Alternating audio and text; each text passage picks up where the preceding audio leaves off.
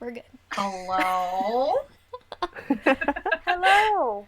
And welcome to our cocktail hour of just hanging out and chit-chatting and talking about our latest episode, which was episode 2.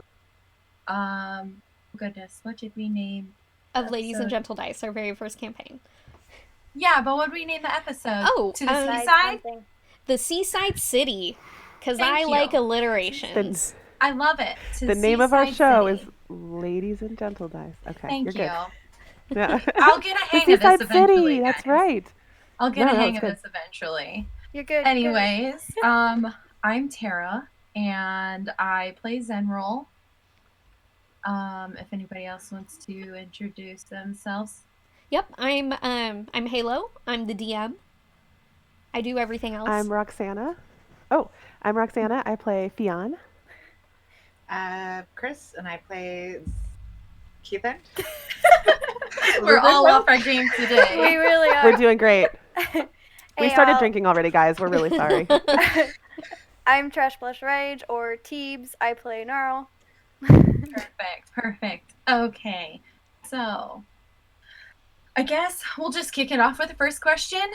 Yeah. Well, okay. So what exactly are we doing here first? Maybe you should explain that to our viewers. We're just sitting here and chit-chatting about our latest episode. Oh, right. Okay. I forgot. Thank you for explaining that to me and everybody else that's watching. I thought I said that before. You know what? Could be I could have not been listening. You know. Yeah. Wow. You don't need to listen if you're a DM. 2020. This is just what they have to listen to you. Like.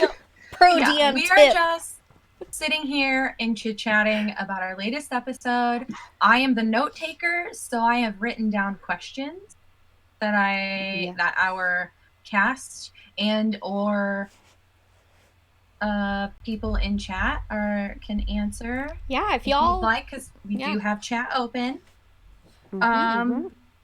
So the episode opened with a fun little dream sequence between our DM and Keithan. I don't know why I'm pointing. That. Yes. Yep. Yes. And so, fun little fact. Vanna White. Yeah. Sorry for interrupting. Well, I'm trying to do what you guys are in Discord, and when I go and look over at stream, it doesn't match. Fun fact. At the very beginning of the episode, there was a one-on-one session between myself and Keithan, and our players were not privy to this scene until it aired last Sunday. So please go on. So that was my first question. Was as players, not characters, because we have no idea this dream happened. As a player, what did you think about Keithan's dream? We'll start with that. What do you guys? What did you think? I was just blown away that I don't know. Like I knew we were gonna have these little segments like this, but like the fact that I got to watch it live was just so mind blowing that it was at first kind of hard for me to absorb what was going on because I was like, oh my gosh, there's a scene. What is happening? Oh my gosh! And then like there was things that were said that I was like, oh, Keithan, you knew these things. Yeah. So it was really exciting. Kind of like a little bit of a lore drop that none of us are privy. Yeah, exactly. Rox, what'd you think? Well, this is mortifying. I haven't watched it. Wow. Okay. Well, it's a good thing we restream those episodes. So. Yeah, I know. Or, plug time. Rerun. I'm sorry for interrupting. Yes. But plug time, you can also watch it at any time on our YouTube channel. We post those the Monday after. We're also contemplating a podcast eventually, so yeah, maybe that might be a thing eventually. Yeah. We don't know yet. Yeah. So if I had realized, and because when we started shooting episode 2, I remember at that time Halo was like, oh, Keithan and I did a little thing, and and you're gonna be able to see it later. But when I came to watch the stream, when we were streaming the episode, I came in after that, and so I forgot that existed until just now, and I'm like horrified. So I'm really sorry. I'm actually super excited now because oh shit, that's right, we get to watch it because so I'm actually really excited now. This is because basically like as players we just like have to keep on keeping on. Like something mysterious happened and we're going to play through the episode and not knowing, but it's cool that I get to go back and find out. So yeah, I'm excited now. It was wild. I mean, not like super wild. On my part, this was a big brain pro streaming DM move where, what you do is you make scenes that your other players aren't privy to, then that makes them want to watch the stream, and they count as viewers. But then it's also kind of like a fun little tidbit, though, for, like, the audience. Like, the audience knows something that we don't, technically, and it's kind of fun. Which is called dramatic irony. Yeah. That's what's in good writing. I did that. So, I personally had a question for, like, either Keithan or DM. Like, the person that Keithan was talking to, was that their god? Or was it, like, a relative? Hashtag both. Ask Tara. Yeah. Okay. Hashtag both? Yeah. That's wild. Well, Keithan's... Are we comfortable with telling Keithan's backstory a little bit about that? I mean, we can. I don't... It's up to I don't want to know yet, though. Yeah. Like, only if it's something that you feel comfortable sharing, because we can Take have your stuff come headphones out off. in game. Because we can have stuff come out in game too. So like, That's I never true, want to like that's say true. too Okay, much well, on then this maybe show, not. because like, Maybe. Yeah. Okay. I love because I love that has- about D&D when you can pick up that information piece by piece, So Yeah. I like that. Oh shit. I'm the worst. There we go. What did you do? Oh, I didn't do anything. I just had it set up so you can set up on streams where it'll show you a preview of what you're doing, and you have to click a button to make it show what you're trying to set up. And I still had that going when I put up the question, and I forgot to put the question on the screen that people can see. But now it's there. Okay. All right. Wait, Tara, we didn't talk about how you felt about that secret scene. How I felt? Yeah. Oh, I loved it. I love the little sneak peek. Like, I'm a sucker for, like, behind the scenes kind of things. Like, I'm a person that'll sit there and watch all the credits and watch all the names scroll by in case I recognize a few, which it happened one time and I felt very happy. But, like, so, like, a little bit of behind the scenes kind of thing was really cool for me. I love that. And like I said, I was very curious if, like, this person that Keithan was talking to was, like, their god, which it kind of sounded like it, but then I thought I heard grandfather, but my hearing's not all that great, so I don't know. I could have been. You did hear correctly. Yes. If you rewatch it, you would hear it. So I mean, I did rewatch it. That's the problem. The first time I watched the episode, I was like, wait, what? What just happened? And then I went, when I went and rewatched it again, because for these questions, I try to watch the episode a couple times. Yeah, I was like, was that grandfather? Was that right? Am I crazy? But, if you want that to play out later, it will play out 100%. That's fine with me. Yeah, just makes me more giddy. I try very hard not to metagame, like extremely hard not to metagame. So I'm just excited. I know for episode 2, I was surprised to see my face. In the beginning, I was like, "Wait, what is this?" Oh yeah, we did a private recording. Yeah. So it also completely caught me off guard, and I was like, why is just my face there? I don't know what's happening right now. That's not what I looked like when we recorded this episode. So, and then I was like, oh, this is the first little drop of, like, behind the scenes that I know you guys, of course, hadn't seen. So I thought that was exciting, at least. Yeah, and I was like, oh, now we get to see that next with our next potential episode. Maybe. Oh my God, I'm so Who hyped. knows? That hasn't aired yet. Yeah. Our future, but there will be future moments where there will definitely be future maybe not necessarily with your god, but there are definitely going to be future private sessions that, yeah, you guys are gonna have to. You guys are gonna see later when everybody fucking else does. Oh my god, I love it. I'm excited for Love someone else's surprise. I mean, I was still surprised by mine, but I'm excited for all of you. I love surprises. I just love the little tidbits. I'm such a nerd. I love it. I love it so much. Okay. My next question was, do you think we'll ever figure out that whoever has the idol control the beast? I was very surprised when that tidbit came up. Do you think Keithan will ever explain that to us? Do you think we'll work that out? Is there a chance we may potentially use it? I don't know. Yeah, is there the idol?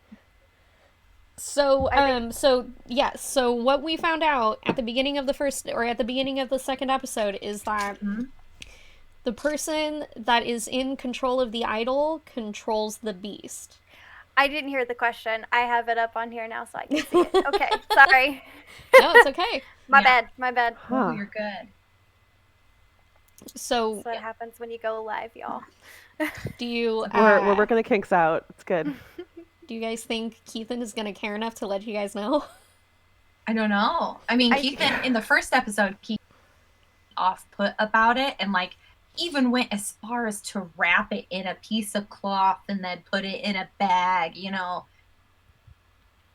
I think if it serves Keithan a purpose, then that's when they'll let us know. Yeah. I don't think that Keithan's just going to be like, here's all my life story and all of my secrets. It just doesn't seem like a Keithan. Definitely move. not. That's you true. know, I have enough fancy colors to me that I draw enough attention. I don't need to be more than what I already am. Now, if it drops that we can, that can happen, that we find out that whoever controls it can do that, do you think we'll ever use it for the party? Ooh, interesting. I think it depends I wonder, on the character. Honestly, that is... I wonder... I was just going to say, I wonder if Fionn would think that she could maybe stand a chance of controlling it, responsibly, just because that is something that she kind of has a certain amount of power with. But I don't know the answer to that. It would depend on the context in which we find that out, and what it is that's in front of us that we need to accomplish, and sometimes there might be a situation in which it's the right tool for the job, or at least that Fionn thinks so, but I don't know. I'm nervous. A later situation, depending on our circumstances. But as of now, no. Yeah, right. Agreed. What kind? Yeah, just a weird question, just a random question that you guys don't gotta worry about. From the DM. Yeah, just a random question. But what would it take for your characters to use it? I don't. This is just random, you don't have to think about it too hard. It's just an innocent question. I'm just curious. I mean, Go ahead, Gnarl. Or Teebs. It's all right. Only when I have my raspy voice on is when I'm Gnarl. That's right. For Gnarl, I think that it would just... I don't know, man, because they're like, what is this magic shit, That's I love Gnarl. I love Gnarl so fucking much. If it had to do something, if it was a life or death situation, if something was going to happen to Zenrol or even to Tam, maybe something in that situation where they're like, all right, fuck it.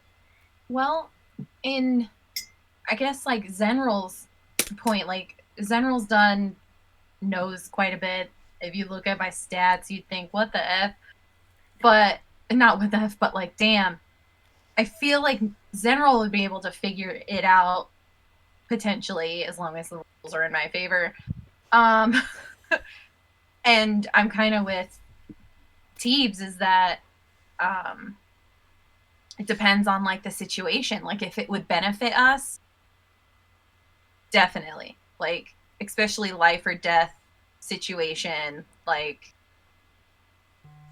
I mean, I would think Zenrol is fast enough to be able to because we did get a little bit of tidbit from the grandmother Otha. Like, she said the girl nicked her thumb on it, and then so obviously, like, Z would know that it requires blood, and But I would say, like, it would definitely would probably be like a life or death situation for sure.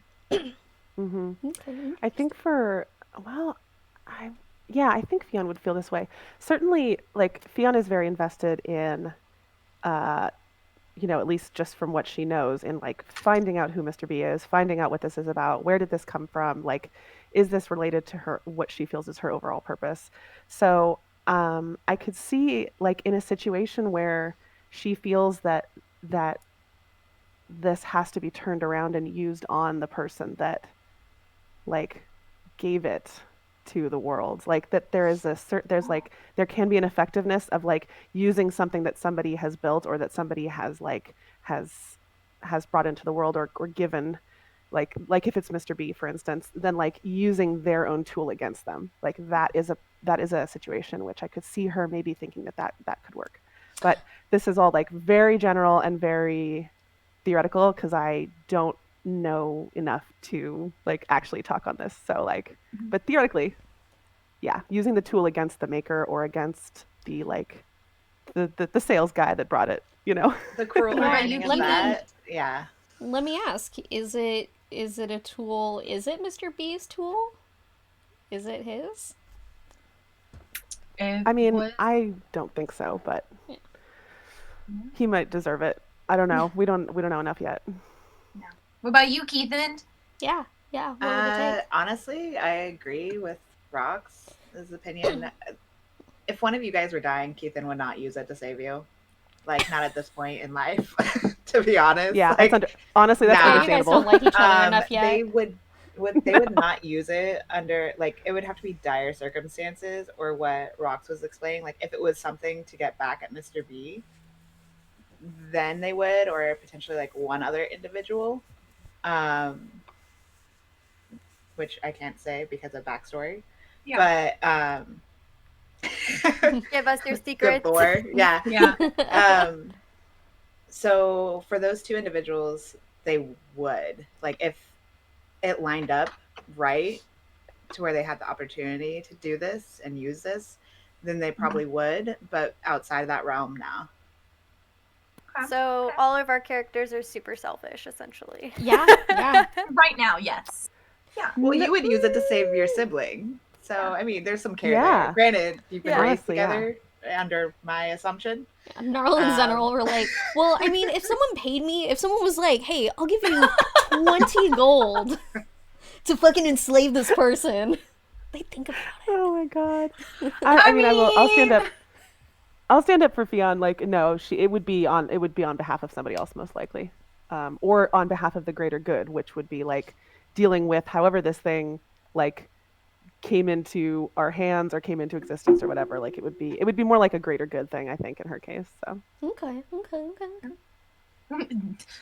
Halo's taking notes. Yeah, I'm like,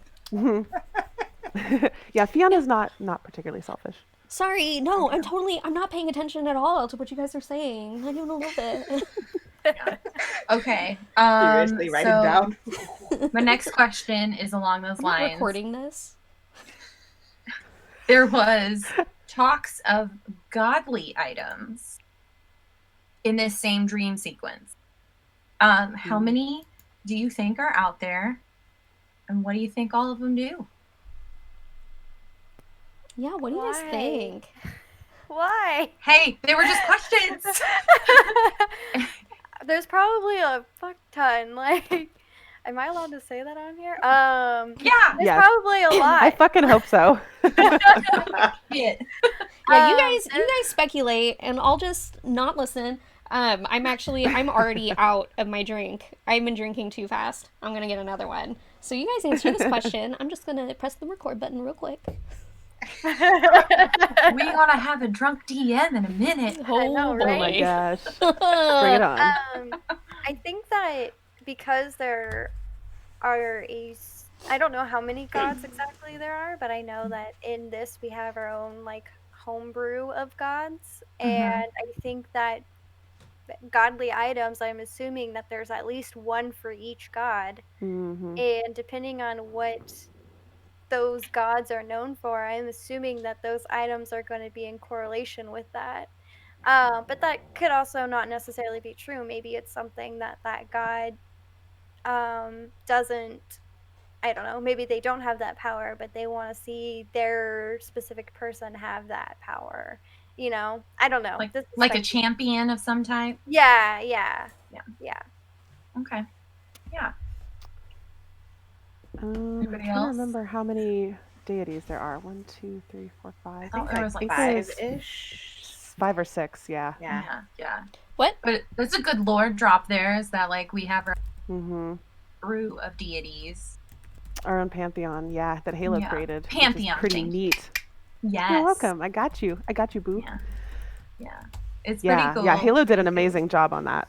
Yeah, they all encompass like opposites, like life and death, or like fantasy reality. Binaries. See, we're all helping each other out here. Okay. Binaries. Anybody else have input on that? Because I'm kind of with Teebs. Yeah, I think there's like 5 or 6, and probably at least that many godly items. Maybe there's 2 for each. I don't know. Yeah, perhaps. I figure there's at least 1 for each god. Okay. Cool. All right, we're moving out of the dream sequence. Oh, and sorry. I feel so bad. Shit happens. Okay, so moving out of the dream sequence. We traveled, had some fun, and then we came upon a bunch of bandits. I don't know, like trying to murder this lady. What'd you guys think of Juno? Fuck that lady. I hated her so much. What? Okay, first of all, wow. Canonically hard of hearing. Okay, I'm sorry. I get it. Yeah. I just hate her attitude, though. True. Yeah. That was Okay. That's fine. Yeah. You know. I didn't mind her. I recognized her as like definitely, she's a member of a like a powerful family, and she acted like I would expect from somebody like that. And it doesn't necessarily bother me, but it did feel like oh, I know your type. Like I get you, like pretty close to the beginning of the interaction, because power, a little bit of power does things to people that make them kind of cocky like that. So yeah.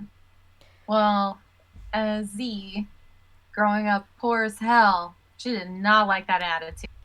I like that lady. And as Tara, I felt really bad for like what I do. Did I like yell at her or ask if she could hear me or something?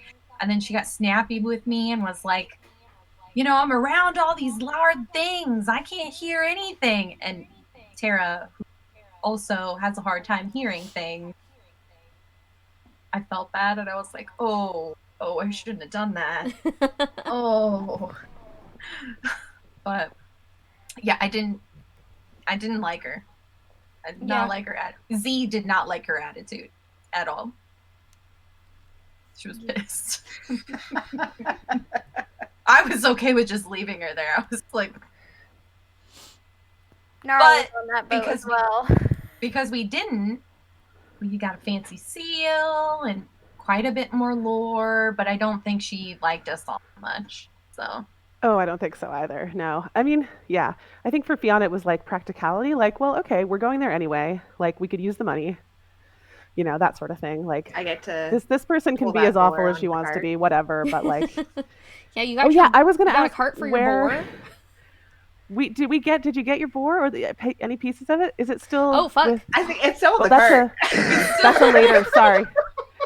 I realize this is also in a bit of a like in the next episode. It hasn't aired yet, but I'm like I just wanted to point that out. Like, yeah, spoilers. We forgot about the fucking boar. Yeah. We did. Bacon. I'm gonna make a note of that. I imagine Juno would have just been pissed to see a boar still on their cart, like on her cart. Like just like she was like rushing us out of there. She was like, "This is the next episode. We haven't can't shown talk that yet. about this." Yeah. No. Yeah, we can't talk about that. I was referring when Keithan like met Juno. Oh, yay, sticky note. Yeah. Oh, it's backwards when it says boar. Question mark. Exclamation point. Yeah, Keithan was kind of like, all right, this person seems like a little annoying, but it's fine. I was either gonna just take their cart, like, but since they're still like alive and they need to go this direction, then we'll just use their cart. So, and then that made them not have to drag a boar the entire way to the city. Mm-hmm. Yeah, the entire like 6 hours. Yeah, or city. just like sit down. They had like, hey horses. guys, so can we just like chill? Yeah, they could have just, I guess, put it on mud and just called it good. But Bertrand, put it on Bertrand. Mud. Bertrand. Oh my! I will Just call say him like that every time. Just call him. Oh, sorry. Oh no! Every time, just call him like a different name that's similar to that, like Bertha or like Barry or like Bernie. Okay, that's a quick way to get fucking. I like Bernard. Yeah. to get off of the horse every time. I don't know. Make an animal handling check. Yeah. I will say. Whoa. He starts getting real ornery. I will say I did not create Juno to be likable. So. Oh good. Okay. Okay. Well, like, okay, so if you want like a little bit of insight into Juno's character, she is very cocky, but at the same time, she is also one of the leaders of a very powerful family, and it's not necessarily unearned. Like, she's got shit to do and places to be, and they are more important than these fucking poor people that helped her. Like, she'll pay you for it. Like, thank you. I am going to show you my gratitude in the form of money because I assume that's what you want, you dirty people. Like, but also, I got shit to do and places to go. I personally appreciated that you created a character who was as powerful as Juno is, because, you know, a lot of people don't bring in people who are hearing impaired in a certain way, or I'm not necessarily sure if that is the right terminology, so I apologize, community, if I'm getting it wrong. Please feel free to correct me. Hard of hearing. Hard of hearing. Like, it's not something that a lot of DMs do. So, like, you brought in a powerful character who didn't give a shit and, like, didn't have like, there was no problem, you know? Yeah. Like, this is how it is. They're very confident in themselves. And, Well, that's... Yeah. Like, you adapt to my way, I'm not going to adapt to yours. Exactly. Well, yeah, I appreciate that. I guess that just kind of made sense, because I made, like, I made this family of artificers. I like artificer better, so I'm gonna choose. That's what to I always pronounce thought it it was, is incorrectly. artificer. Yeah. Was But- it not artificer? A lot of people say artificer, and I'm not a fan. Because artifice, the word is artifice. Like, the noun is artifice. So there we go. It's artificer. Okay, anyway, That's sorry. correct. You heard it here first, folks. boom. Boom. But, like, I was thinking about her, like, what their family does for a living, or, like, what made them famous. Like, I was just thinking about if someone has been an artificer for a very long time, what have they been doing as an artificer? Because in canon, or I mentioned, like, she's in her early 40s, so, and typically, like, people start learning stuff like that in their mid to late teens. So it's been almost 20 years that she has been doing science magic, and that probably isn't quiet. She's probably got some skills. Is she's a halfling, was it? She's a halfling, yes. So I'm not sure also maturity, like what the age, lifespan and maturity, like how that works with halflings. I don't. So maybe it's even longer, is what I'm saying. I would also she's clearly say, got some skills. Yeah, I would also say I forget that there are different aging capacities for different races. So when I say she's about in her 40s, she's about in her 40s for what for what a fucking halfling would be. Halfling. Cool. Yeah. Okay. Yeah. Middle aged. There you go. She's fucking middle aged. Yeah. All right. again, moving along, I guess. The ocean. We got to see an ocean side for the first time as a party. Has your character ever seen an ocean before we got to Bayberry? No. Nope.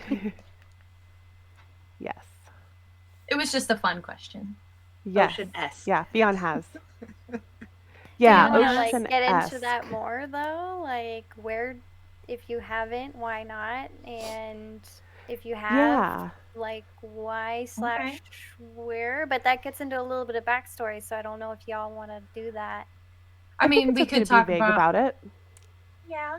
Like I think Maybe for a little Fionn vague. has seen extremely large bodies of water, like perhaps not like, you know, the ocean proper in the way that we're looking out at it over Gondoran, but she's seen what a place that looks like this before, so it wasn't a huge. In fact, she was surprised that Zeneral was having such a reaction to it, because it's like, oh, that's right, like not everybody is from a place where they might have seen something like this. So it was kind of a cool moment of like, right, we have extremely different experiences in life, which like pretty much all of her interactions with Gnarl and Zeneral like indicate that, but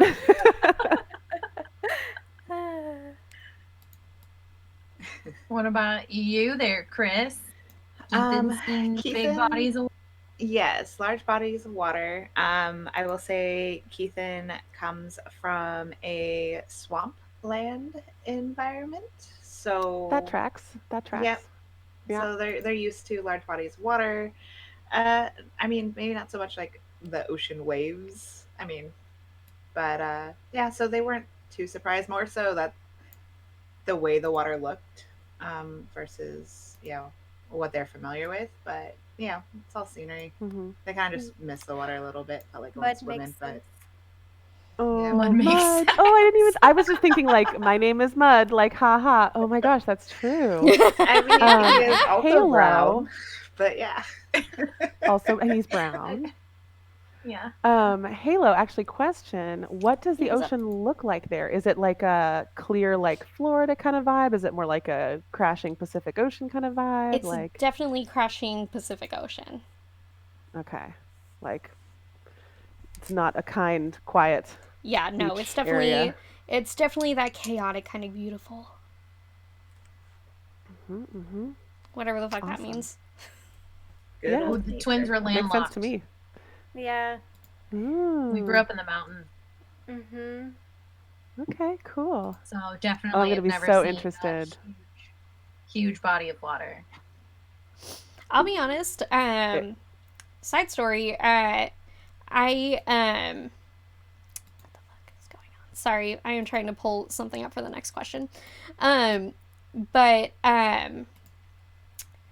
I used to live in Iowa, so okay, I'm from California, lived in Iowa for a while, and so I forget, like, as a person that lives on the coast and has seen the ocean many a time, I forget that people are fucking in the Midwest. And like, Hello. yeah, Hello. I Now, forget. I do have an exception because I live so close to the Great Lakes. So, That does like, not count. Not But the ocean. it There's a is similarity. huge. There's a Yeah, similarity. there is a similarity. I've only been to into Pennsylvania and New Jersey, and then I got into a cruise that we drove like down to the Bahamas. And the whole time I was just mystified by this massive body of water. Oh, and I guess I flew over the ocean to Ireland. But like Lake Michigan is gorgeous. It's beautiful. It's blue. If you can go out into it, it's massive. You can't see the other coast unless you hit a specific city, which I will not say because it might give away my location. But like, and I love going to Chicago, and like I said, you can't really see the other side, like the other coastline. So I think it counts. That may or may not be what I was referring to for Fionn. Oh. I am salty about the Great Lakes in general because fun Salty? fact about this this They're player not is salty. that I know. I just thought it was funny. And a school over there when I was in the military, so I am not a fan. Why? Because they're cold? I was there during the winter, and it was like the worst winter that they had seen. It was like -50, and like people got trapped like on off base, but they were trying to get on base, and they had to walk because they weren't letting drivers. I'm sorry, this is a whole story. No, tell no, us. This is the time. This is the time for that. People had like frostbite and stuff, and like I remember like our driver was like, I am not dropping you guys off, like they can find me, I'm dropping you guys off where you need to go, it is way too cold out there for you guys to be walking. So I was like, thank you, because I don't do well in freezing temperatures. I immediately am dying if I get too cold. Don't I come visit me. I actually moved where it snows, so. Oh yeah, that's why did you do that to yourself? But what I will say is like, I've been going to the ocean ever since I was a baby. Like I can't even remember my first experience at the ocean, because I live close enough. So it's just so weird that. Like, it's so weird to me sometimes that going to the ocean for the first time can be such an experience. But in, like, the empathetic part of me can totally, like, if I'd never seen the ocean before, of course I would fucking love seeing the ocean, but, it's just, I forget. You know? I have a friend who is I think she occasionally sees the ocean, but she came up to visit me, and I took her to Lake Michigan. And she just stood there in awe for like 15 minutes. She goes, it's so big, because she lives in Kentucky. And I actually took a little bit of like her reaction and put it in like Zen rolls. Oh, that's sweet. Because she just stood there and she was just like looking at it. And it's so big. The only thing I've ever seen this big is the actual ocean. And I was like, yeah, it's huge. It's so big. And then I forgot that like some people don't live this close to a massive body of water, and then you know, I go to the ocean and I'm like, oh my god. Well, now I want to go see a big old lake. I tell you to come visit, but COVID. yeah, it's fine. I also grew up near the Pacific, so like I've been in California my whole life, or Vancouver. So like, but I like, to me, it's just, I get super excited for people. Like, I was super excited for Zenral. Like, oh my god, I'm so, like, me, the player, was excited for Zenral, the fictional character, like, to get to see the ocean for the first time. Because it's so cool. And I want everybody to be able to experience it and enjoy it. Yeah. Okay. Enough talk about oceans and big water. Ocean talk with ladies and Gentledice. Ocean time. I thought that's where that was going. I thought that was banned.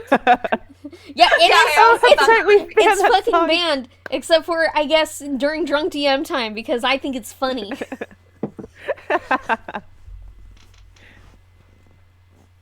Sorry, I took a drink. Okay. Do as I say, not as I do. All right. So say Don't like that response. Anyways. We play by different rules, bitches. DM, I may need help with this next question because I don't think I wrote everything down for the dishes. So what about the culinary cook-off? Were those some very interesting dishes? Which one was your favorite? Okay, yeah. This one I'm looking forward to. The culinary final, that was... Oh boy, that was my favorite part. I knew you had fun with that. Yeah, I think I have. I have some very small notes on it, but I don't have like each ingredient. So that's what I was trying to set up a second ago. I was pulling up all the dishes. Oh, for good. You guys, so I could. Good. So and wasn't there like I'm good at my job. Wasn't there like a story about where you got each of those too? I can't remember if you talked about that on stream or not. I definitely edited out. Because I wanted to talk about it here. Okay. Because the game is not the place for personal stories. Okay. But what happened was, for those who were not at the episode, there is a culinary final. There's a culinary school in Gondaran City where several graduates, the top 5 graduates of the school, go out to Bayberry, and this homeless dude, Hubert Pendleton, tastes all their food. He's the best fucking food critic around, right? So everybody gathers around. It's this huge event in Bayberry, and top 5 students. I'm a little tipsy. I'm sorry, guys. Yeah, you are. Get it. So the top 5 students make dishes, prepare it, give it to Hubert, and he decides who the star pupil is of that graduating class. He's been doing so for the last 15 years or some shit like that. Anyway, when I put that together, I was like, well, fuck, I don't know anything about cooking. I'm a baker. I don't know nothing about putting together a dish. So I didn't know that. Yeah, no, I don't have anything. Yes. Baking is better for me because I don't have to necessarily play around with seasoning.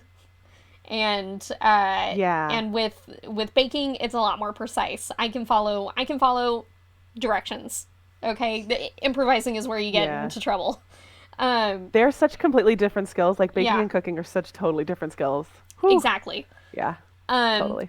So what we did was I had my roommate Ryan. He watched a cooking show on Netflix. It was Taco Week. They are not tacos in canon, but what he did was he copied down the description of each dish that they said and gave me the description of each dish, and I just decided how they looked, and I made all of them except for one into not tacos. I decided the human guy would make sense for the human guy to make fucking street tacos. Wait, so there were cricket tacos on this show? Yes. Oh my god. Yep. I would eat a cricket taco. I would hella eat a cricket taco. The guy. That's our next question. The guy that did them, his whole thing was, it was. Oh gosh, what did he say? When you can sustainability. His whole thing is about sustainability and using new sources of food that are unconventional, and crickets are a huge resource that we are not utilizing. Bugs. Yeah, we bugs need to eat more in bugs. General. Yeah, yep. They're very healthy, but people are afraid to try it. So he made fancy crickets, and they were delicious. Teebs, your face is so good. You're just like. That's just my face. No, it's not. I know your face. You seemed mildly concerned. I was about very, this whole thing. very intent. That's my intense. I'm consuming everything you're saying right now. Face. I love it. So, That's my favorite. Good. I love didn't want to. cooking shows. They're my weakness, and all I was thinking was man, I really want to watch the show. I love cooking shows. When I'm feeling sad, I like to watch. Here's a plug-in for the Great British Bake Off, but I like watching that show because it's wholesome and and then there's a few. I don't know if I'm allowed to say the C word, but there's a few other shows that have C word ingredients in it, and I like those ones because they're interesting. And I just like cooking shows. They bring me a lot of joy, and So anyways, I'm sorry. That was just my face. I was consuming that information. I feel bad now. No, it's good. I thought you were concerned about crickets. No, the Great British Baking Show is the best therapy. That show is sponsor us, nice. Great British Baking Show. I'll be honest though. I love the Great British Baking Show, but in the more recent seasons, okay, I love Noel Felding. He is a fun guy, but honestly, I kind of hate watching him flirt with the female contestants. It ruins it a little bit for me. I don't know names with faces. I just know faces. I know. I'm Googling it really quickly. Yeah, Noel Felding, he's longer hair guy, long dark hair. He's been in a bunch of stuff. I never took it as him flirting with them. I always took it as him, like, trying to, I thought he was... I also thought he was gay. So I thought he was hella gay. I just thought he was like... Oh, maybe. I don't know. Gaying it up with that people. Was not the sense. Like, I always took it as just like not what's the version of flirting that's just like between friends who aren't interested in each other, like that. Yeah, like platonic, essentially. Yeah, like encouraging. I always thought he was just trying to encourage it, especially like if they're goth. Like I'm like, he's all about those goth people, you know. So yeah, I always just thought he was really friendly. I could be totally wrong. I don't know. It was just like, or maybe it's because I'm attracted to who he's talking to that I just assume you're projecting.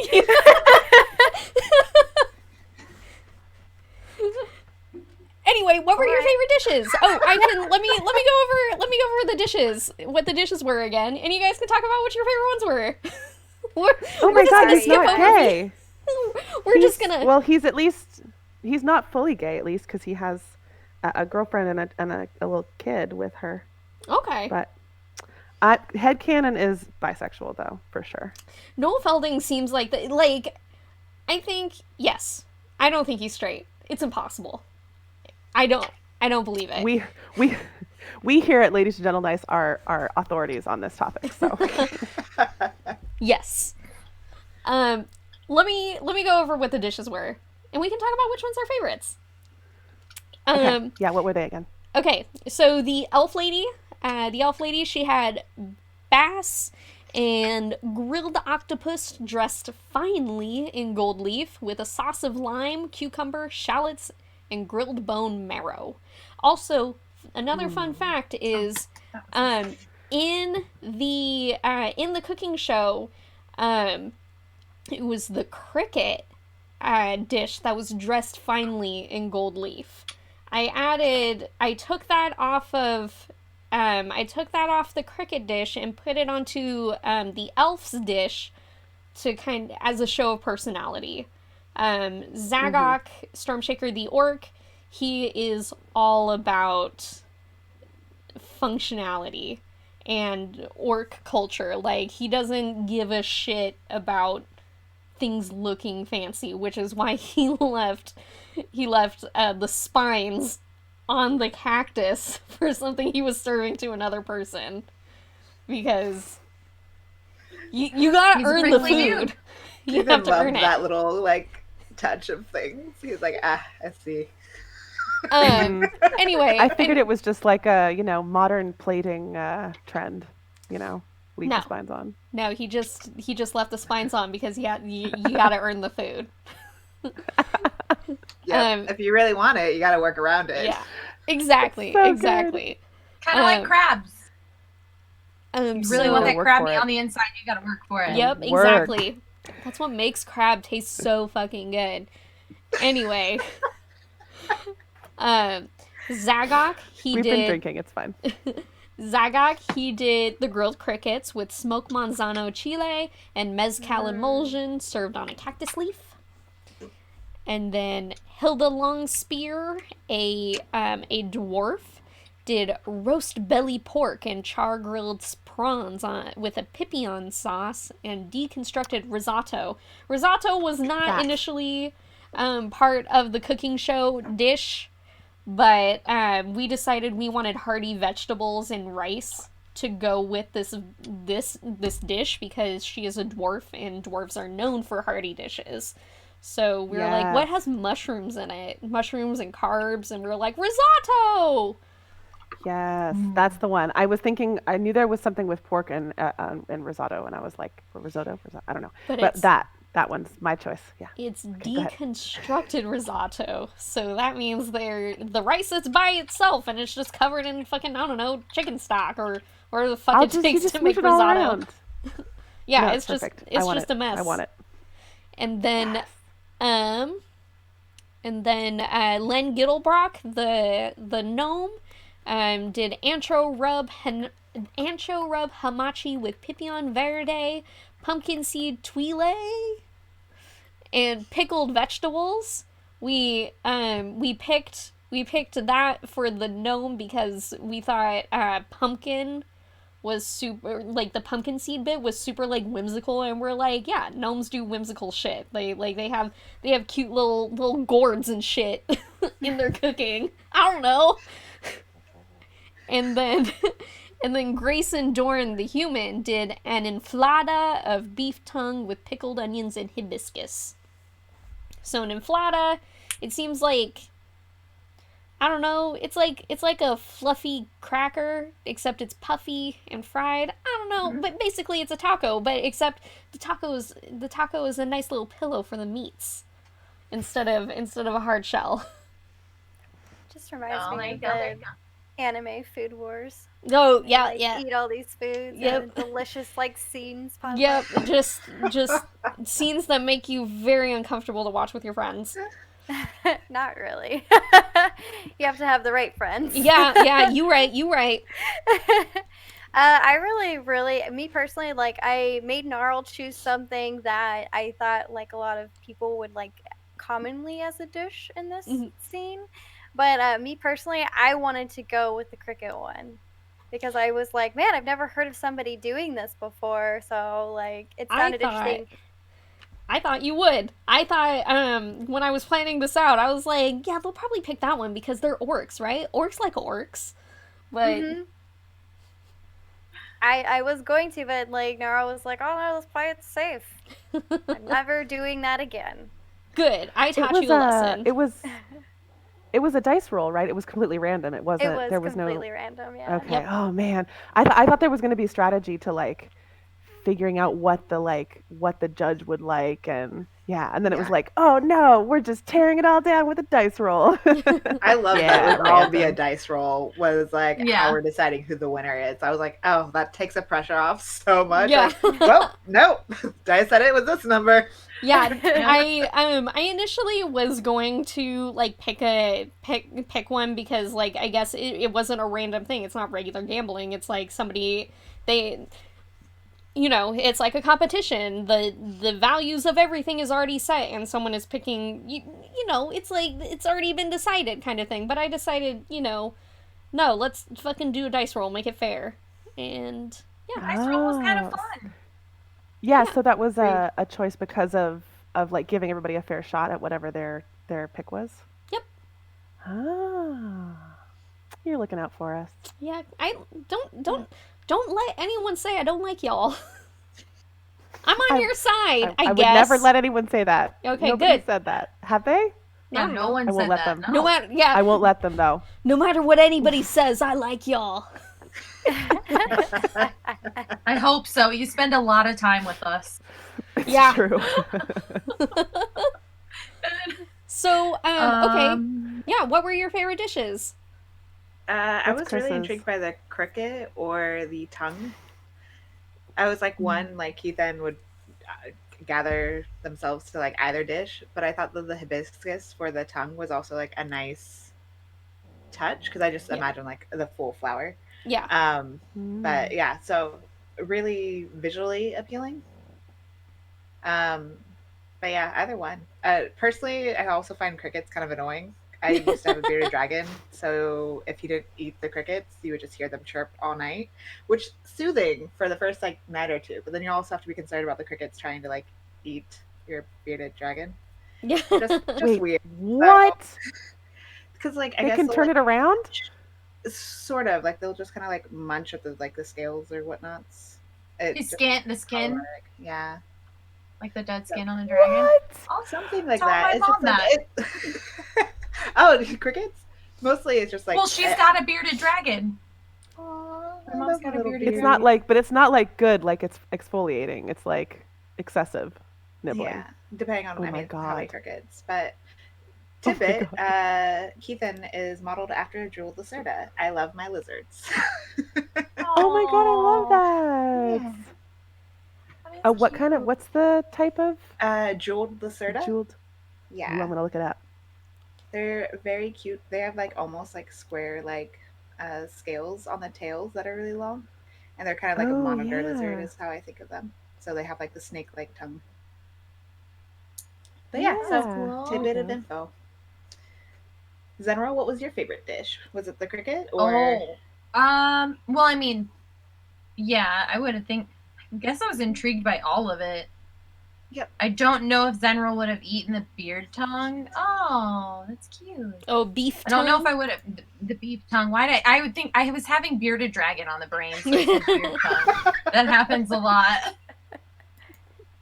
That happens a lot. I don't know if Zenro would have eaten beef tongue, but like if it was, worst come to worst, they've eaten things like that all the time. But if I would have gotten to pick, maybe the grilled crickets or potentially the bass and octopus, considering Zenral has never been, this close to the ocean, so has never tried octopus before, and that would have been kind of interesting to try. So that's a really good point too. Like, oh, this came from your ocean. Oh my god. Okay, what does this taste like? You got this from out there? What is this thing? This is literally a whole new world. Yeah, and we're about to leave to go somewhere else. I don't know even about get to step foot into the ocean. I mean, again, like spoilers for the next episode, but I'm not so sure. We might be here for a while. We'll find out, guys. We'll find out. I am excited for you guys to have a conversation about that. Anyway. Oh no! Did something happen off stream? No. Okay. Who knows? We don't know. I guess we'll find out. We'll find out gameplay. But I personally I am in the same boat as Fionn. I am a big fan of hearty dishes. Like I fucking love stews. I love mushrooms covered in sauces. So it's just even though actually for the most part I'm not a big fan of pork or beef, I still like it just so many hearty things. Personally, I am like I almost exclusively poultry. I don't know why. I just only like chicken and turkey and other assorted birds that people normally eat. But because birds are delicious. Birds are delicious. But yeah, otherwise like I'll eat beef in a burger, but otherwise I don't eat a lot of pork. But that roast belly pork, I just imagine it with just like a barbecue sauce on it, just slathered with just fucking. I've actually had roast belly pork like before on a deviled egg. Ooh.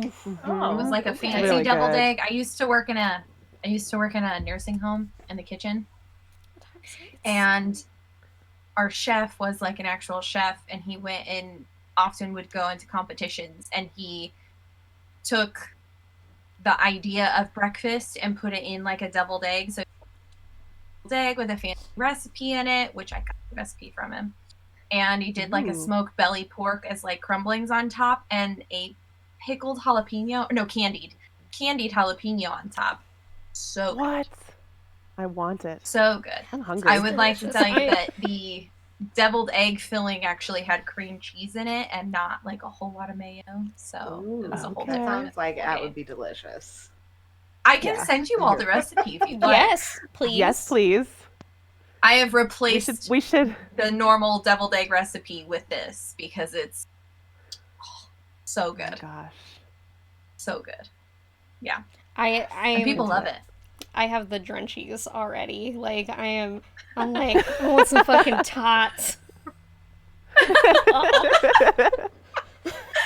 doesn't love tots though?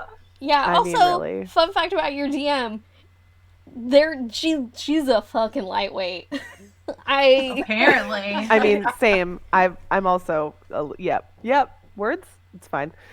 I want to know, this is like a random question. I want to know what your character's favorite foods are. I have not thought about this, so if I'm catching you on the spot, I understand, because I don't know if I have an answer for this. Yeah, totally. But like, right? Okay, let's think about it for next time too. Like, I just think that's an interesting question. Like, let's keep character the question for next time because that's a good one. Okay. I'm gonna remember. I'll try to remember it. It's a very good question. Okay, we'll do it next time. I might have an answer, but I don't know yet. I'll have to think about it. Maybe discuss with Lynn first. you know. Well, I mean, they can like different stuff though.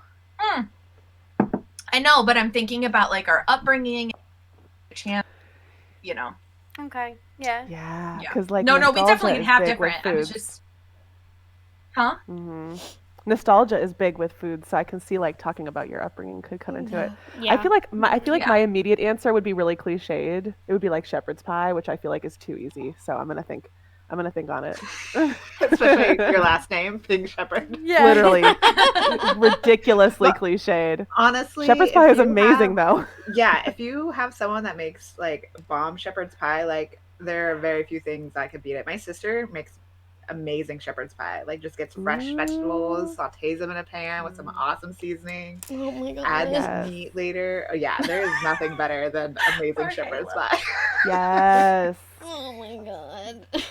Making stuff from scratch. So, we're just torturing Halo. Yeah, no, I am like. So currently... I know you came for a D&D show, but it has now turned into a cooking show. So we're cooking with ladies and gentlemen. So thank you for joining us. I'm listening. I'm listening to what you guys are saying, but I am currently door dashing also.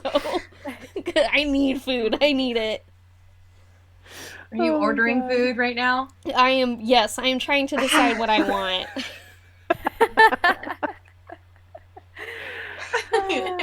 Okay. So. Okay, Tara, get us back on track. We've gone veered wildly into the. We're fine. Somewhere in the wilderness. Reel it back in, guys. Come on. Yeah, This way. Yeah, back on the road. This is what you have to deal with when the DM doesn't have to be the responsible one. It's like herding cats. Yep. Don't worry. I'm just going to shake the treat can and you all come running. It's fine. I know how this works. We're very food driven. Yeah, food. Group. So yeah, you could just shake the food can. Yeah, treats. What do you got? What do you got? Treats.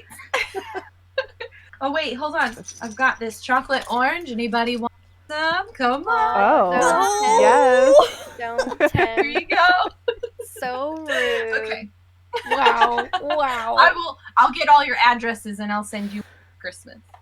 Oh, We should do a Secret Santa. I might actually OMG do that Secret now. Santa. that would be a great idea. That would be fun. That's only cute. if I genuinely have no idea though if everybody cares anything about Christmas or the holidays. So we'd have to establish that first because I understand if you don't. I Personally, fucking hate the separate holidays, conversation. But Yeah. Yes. Yeah. I am But I trying will to. do it We are for you reeling guys. this back in. Okay, and Bring yeah, this let's. back in. Okay. Tara, Off help us, topic. Tara. Let's You're go. our only Let's go. hope. All right, so we are moving away from the culinary. My notes Yes. is from the culinary section, and we had done a little bit of digging, a little bit of talking to random people, and Z decided to walk into an extremely divey book called The Greasy Owl and talk to the tavern bar person named Billiam.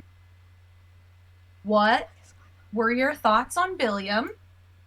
Do you think it was a good idea for Z to trust this person? Discuss. is this a player or character answer? It could be both. It could be both. As Just a make sure that player. you differentiate. Yeah. As a player, I absolutely love Billiam so much. And like wish there was character art and like pursue for marriage. I love them so much. Gnarl, on the other hand, I don't know. I think Gnarl felt out of their realm with that and entrusted whatever Z felt was necessary. So, yeah, I think when like they started to try to like stiff Z in a way, they kind of were getting upset about that, but they also understood where they were coming from when they started talking about. Is this in the next episode? No, this isn't the right episode. When they started talking about like keep wanting to say forging, but is that correct? Is that I mean, he did forgery letters. Yeah.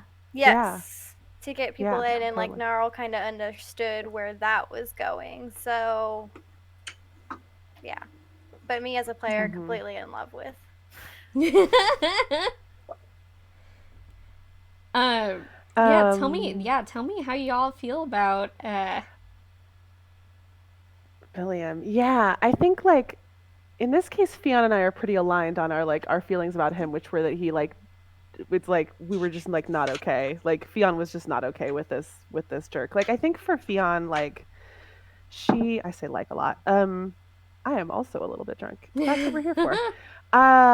Fionn wants to understand like Fionn wants people to live by a code and understand the code that they live by. And I think in this case it was like so baffling to her that she wasn't okay with this, like what it was that he didn't understand, what he wanted, didn't understand how on earth that he thought that we could get him what he wanted. Like he was setting an impossible task for us, according to her.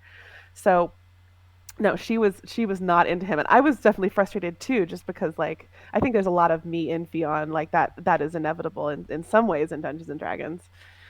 And yeah, it was just like, what, are you serious? Like what do you want from us? And how on earth do you think this is reasonable? So yeah, Fionn wants people to operate on some sort of set of rules, whether it's the natural world or whether it's a code that you live by in your family or your like the culture that you come from. And like and maybe he has one, but she couldn't see it and she was really aggravated by that.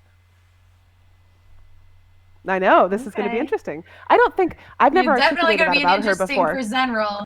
Oh, no, totally. And I've never thought about that before in these terms, but like as you were asking this question, it was like coming to me like, oh, because it doesn't have like, she gets that not everybody has the same morality, is not black and white, it is shades of gray, and like not everybody is going to have the same way of looking at things, but to have something like some kind of, I don't know, consistency, I think, in a way. I don't know. We'll see.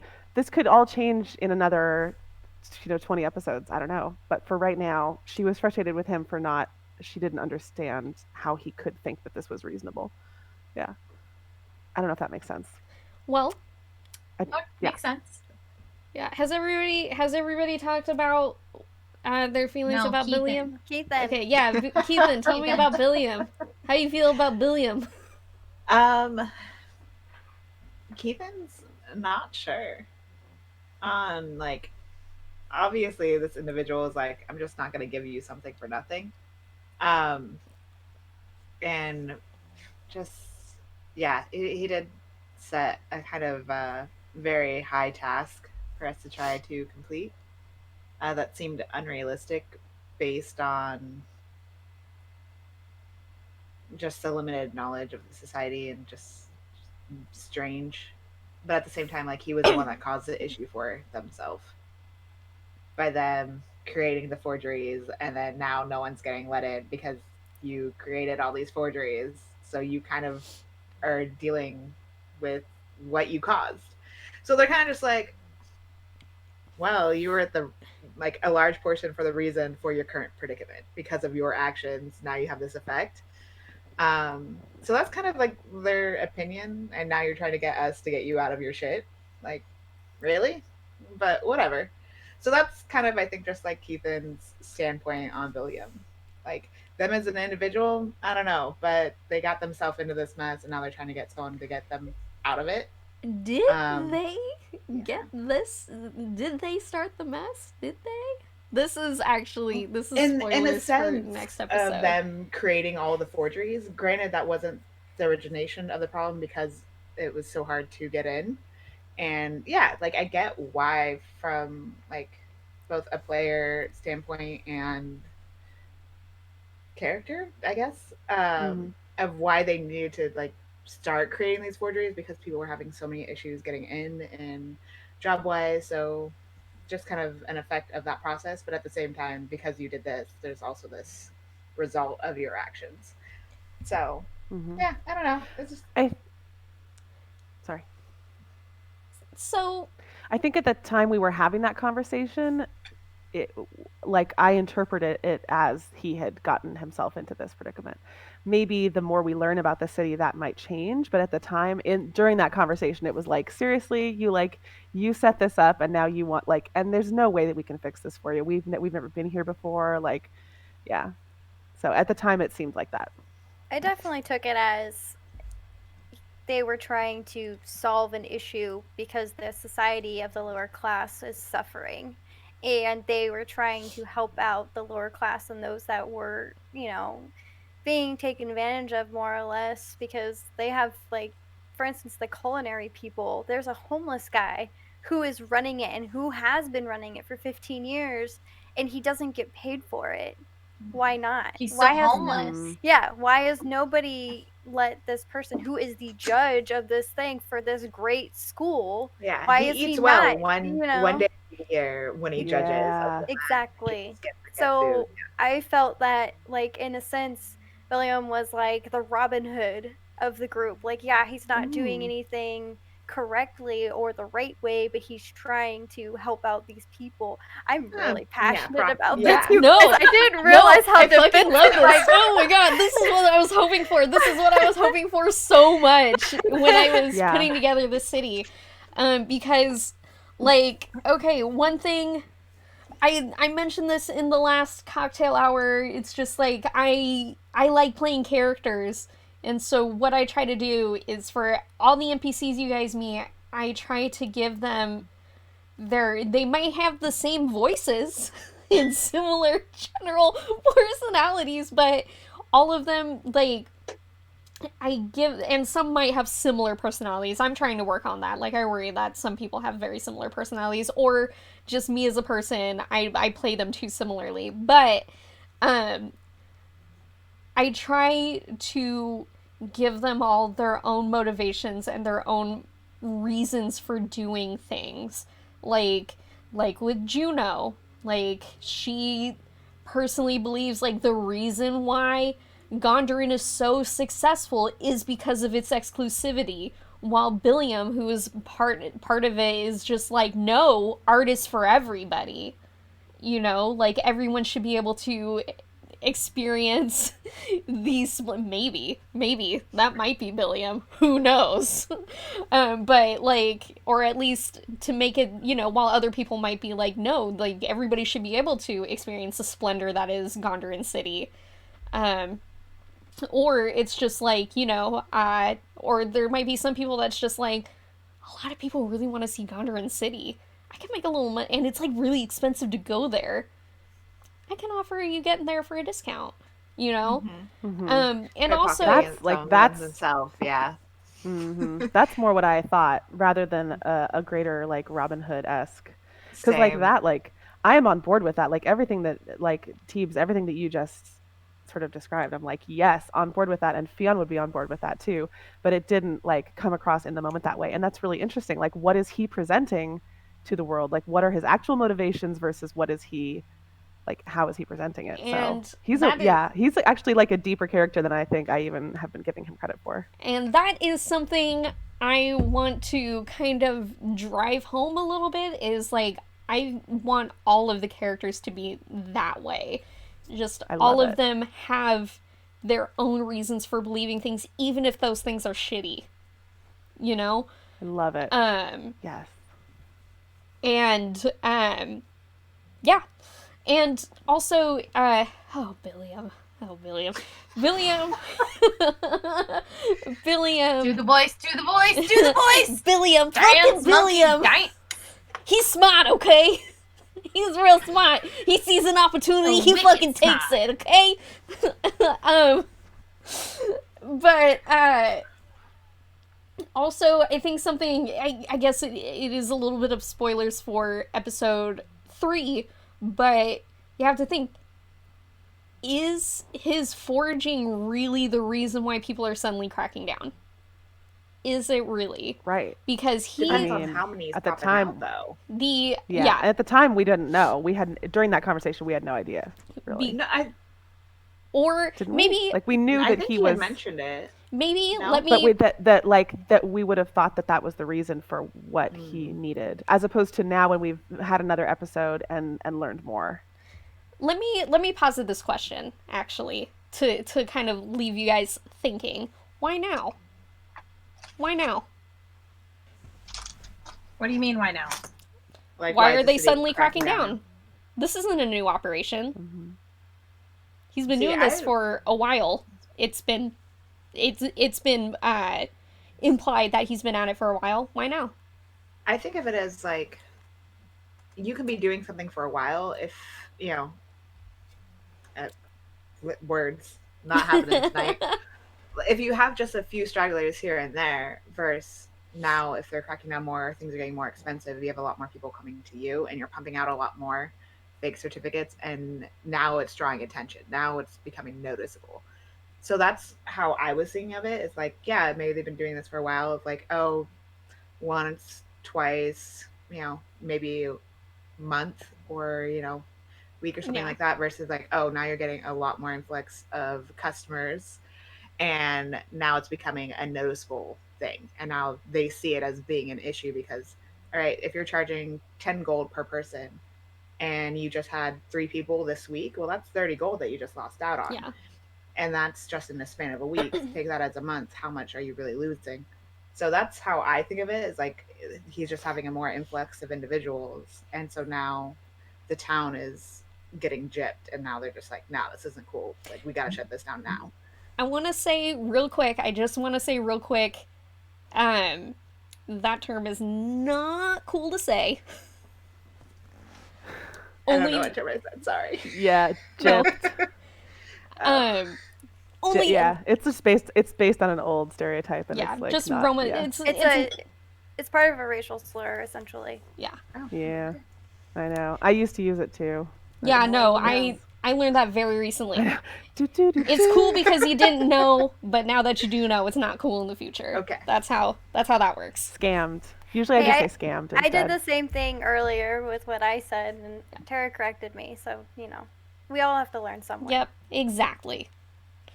It's an ongoing process. Anyway, that was all the questions I had. Yeah. That's all I got.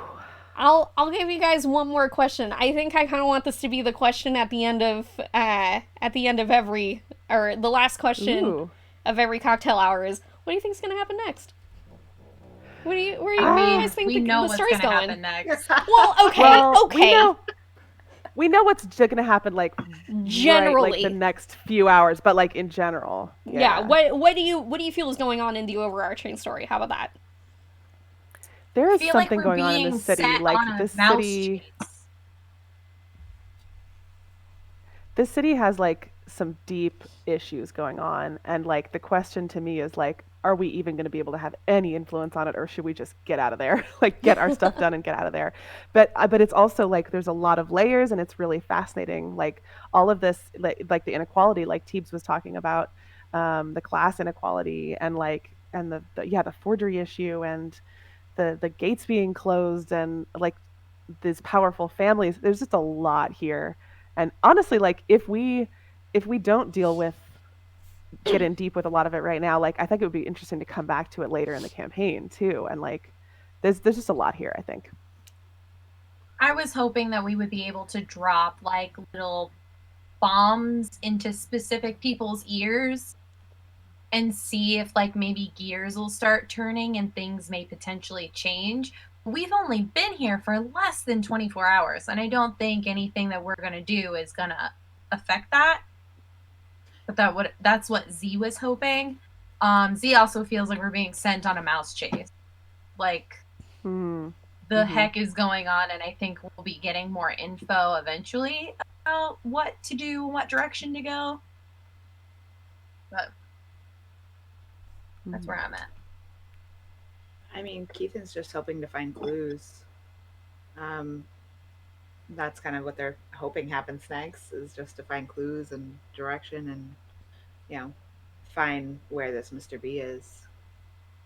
That's their whole thing. I mean, with helping the city, short of burning it down, I don't know. It seems like a bigger issue. Yeah, for sure. How do you feel, Teebs? We could just burn it down. Don't fucking burn down the city I built. I mean, Z's all good, ready for that. Let's go.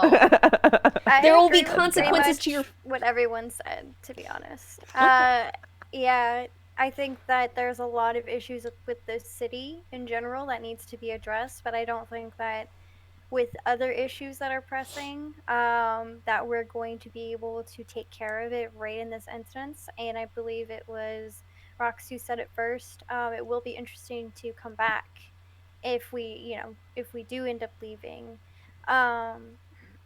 to see how that town is in the future. I don't necessarily think that we're at a point or a status enough to have any sort of influence or be able to make a big change unless we did something completely off the wall that would just like make or break these wealthy individuals who are controlling everything.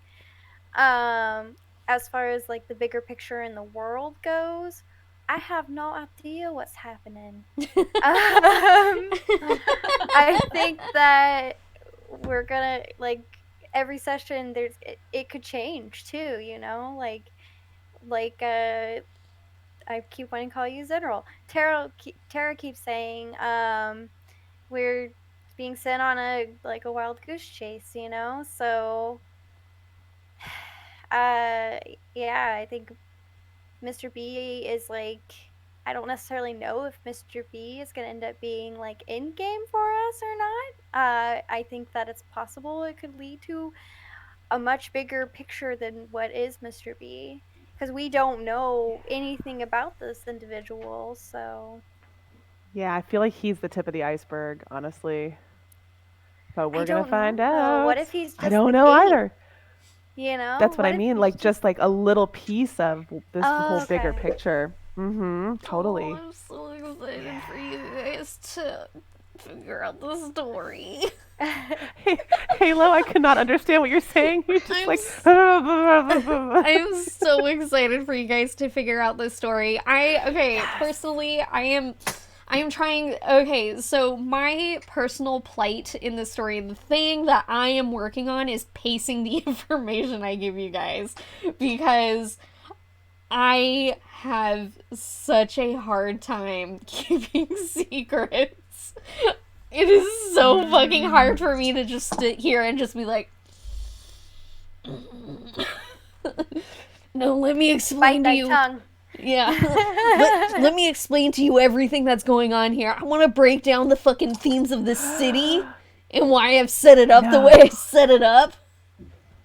It's gonna be so good. You're gonna be I hope that we can uncover interesting stuff, and you're gonna be satisfied by seeing us figure your shit out. Because I love how much you've clearly got a lot of layers happening. And I'm excited to figure it all out and peel all those layers back. So I hope that will be satisfying as well for everybody. That is what I'm trying for. I am trying to make the places you guys go and the people you guys meet as layered as possible, because also it's not just for you guys. It's for the people that are watching. Yeah. I am also while I am trying to make a compelling campaign for you guys, I am also trying to make a compelling campaign for an audience. Which is difficult. I think you've made it very interesting, and I know I've had a very fun time playing, and I do think about what's gonna happen and how Gnarl will react to things, and trying to differentiate between player and character is something I still struggle with, and I've noticed that a lot in this game. But I think because I've played in this game, I'm able to do it better. Good. And that makes me happy. I think that we have a long way to go. I think our characters have a lot more needing to get to know each other. Gnarl and Fion seem to butt heads a lot, which is really fun so for interesting. Me. It's been interesting. It's really Woo. We'll see what happens. I really like the broship between Keithan and Zenral. Yeah, me too. Bro TP, 100%. I am really excited to find out more about Mr. B, and if it stands for, I'm not gonna say it. Mr. Bitch? Mr. Bitch. Jinx. That's what I thought. But... That's exactly where I was going with that. Okay. You guys are Mr. good. Butthead. Yeah, Mr. Butthead. I'm excited to learn more and adventure with y'all and figure more about the story. I'm really interested to see more of these interactions with these gods, you know? I'm very excited about that as well. Each of our relationships is different with our gods. So Yep. like some of us, yeah, like I'm just really excited. It's, you know, Keithan with their grandparent, and that was which very is cool interesting dynamic. Yeah. Is it like a grandparent or an ancestor? Or are they you don't grandparent know. or ancestor? We don't know. You don't know. Okay. Chris isn't gonna tell us. Okay. I'm so excited to go watch this, like right after this. Individuals, so. I call my aunt, but in reality, she's my cousin. So, like, your relation, I got one of those. You never really know. Yeah. That's fair. That's fair. And you have, like, people you might call your grandparents, but, like, they're, like, an adoptive family member. So you don't know what their relationship is. But however they refer to them, yeah. Who knows the blood tie, or if there is a blood tie. Yeah, who That's knows? so interesting. Who fucking knows? I'm so excited. I'm so excited. Well, this is going to be, we're having a good time. Well, on that note, that's all we got for tonight, right? We don't got any other questions we want to ask? All right. No, I have no more questions for us. That's totally fine. Thank you guys for watching. This makes me so happy that people tuned in to hear us talk about our very nerdy campaign that we are having a great time playing, I guess. This gives me, hearing from my players, gives me a lot of validation for the story I'm trying to put together. That makes me very happy. And yeah, thank you guys for tuning in. Please follow us on Got a couple plugs. Yeah. I'm sorry, say that one more time. Follow us on the socials. I was going to say, I've got a couple plugs if you'd like. Yes, please. Go ahead and plug. Plug away. All right. So, join us on December 2nd for our live stream that we just talked about. Join us on December 4th while we screw around and murder each other in Among Us. And then December 6th, we will be going live for our 3rd episode. So you can find out what happens if we get into the city. And that's just for that, like, the next week and a half. Yeah. And join us on all of our socials. Yep, and we'll have the links to all of our socials in our goodbye screen, so you can take a look at that and type those in or do whatever the heck it is you do. Ladies and Gentledice everywhere except for Twitter. Twitter is Gentledice. I usually post for us. And you will get reminders of all the things that Tara had just said and amongst other things. So keep a lookout on our socials, please. You can take it back now, Halo. Nope, that was exactly what I was gonna say. Follow us on socials. We're doing a lot of shit this month because we hit affiliate. so we are we hit affiliate.